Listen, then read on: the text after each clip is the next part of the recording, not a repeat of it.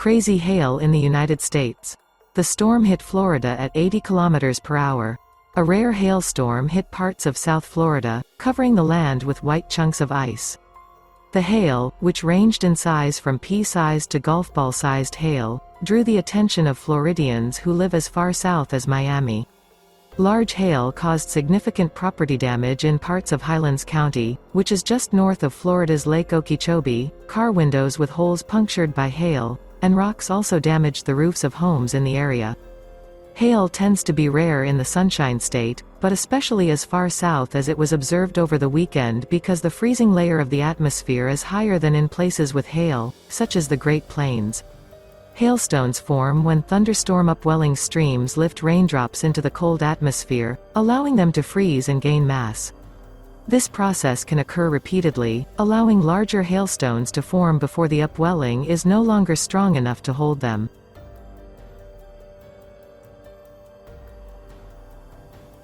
The storm in Europe brought a hurricane and heavy hail to Belgium, where the elements raged with such force that it looked like the arrival of the apocalypse. Belgians shared footage of the storm on social media.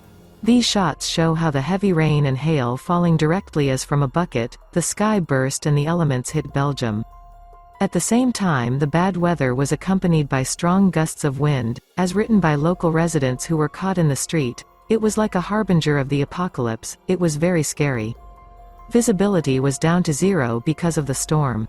There was flooding in Brussels as a result of the hurricane and storm, due to heavy flooding that the gutters and sewers could not cope with.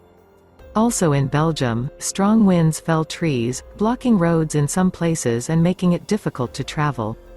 Utilities are working to repair the storm's damage. Because of the bad weather, a storm warning was announced in some provinces of Belgium. The weather forecasters earlier warned about thunderstorms with rain and hail, and also strong winds with gusts up to 100 km/h and recommended residents, if possible, not to go outdoors. A powerful tornado struck the city of Gaylord in the United States. One person was killed and more than 40 people were injured because of a tornado in the U.S. state of Michigan. According to the local press, the tornado passed through the town of Gaylord. The storm damaged residential and industrial buildings. The wind brought down trees and poles of power lines and broke power lines. As a result, more than 14,000 people in northern Michigan were left without power. Local authorities say they were not prepared for the extreme situation. The city didn't even have tornado warning systems, unlike other parts of the country. There was a large-scale fire near Geneva Airport in Switzerland. A pillar of smoke can be seen several kilometers from the scene, and the flight schedule has undergone serious changes. It is noted that some planes were redirected to other cities. The representative of the airport said that there was a fire in an unfinished building, which was supposed to be a shelter for refugees and displaced persons. The building itself is outside the airport, but the thick smoke prevents planes from landing and taking off. For the safety of ordinary people, the local authorities decided to close the roads leading to the fire. Some flights were diverted to Basel and Lyon. Rescue workers have been extinguishing the fire for several hours.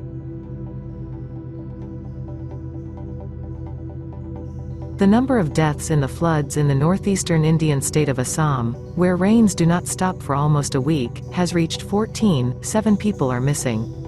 This was reported by the local media with reference to the State Disaster Management Department.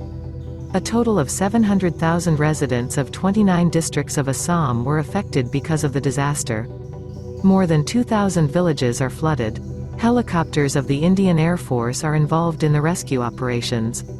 Many settlements cannot be reached by land. People are evacuated to temporary tent camps. The colossal wildfire that ravages the forests east of Santa Fe, New Mexico is currently the largest in New Mexico's history.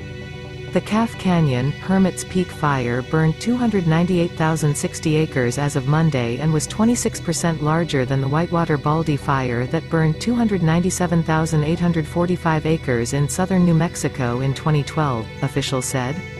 The fire is the largest in a series of wildfires that swept through New Mexico this spring, fueled by abnormally warm, windy and dry weather in recent weeks as the fire season in the west runs into early spring and later into winter.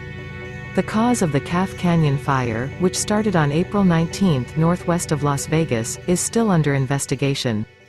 On April 23, it merged with a nearby hermit fire that started on April 6 at a nearby location. These flames were caused by spot fires caused by flying embers that broke out outside of a controlled fire deliberately set to help the ecosystem there. The massive fire burning the Santa Fe National Forest is the largest in the United States this year. As the record estimate comes on the Monday morning before the storms, it's likely that the wildfire has exceeded 300,000 acres. Parts of southern Brazil and Uruguay were hit by strong winds, heavy rain and rough seas earlier this week when the cyclone hit offshore. AccuWeather forecasters say this adverse weather was caused by a storm that the region does not encounter on a regular basis. Cyclone Joaquin began wreaking havoc on Brazil's southernmost state of Rio Grande do Sul early Tuesday morning.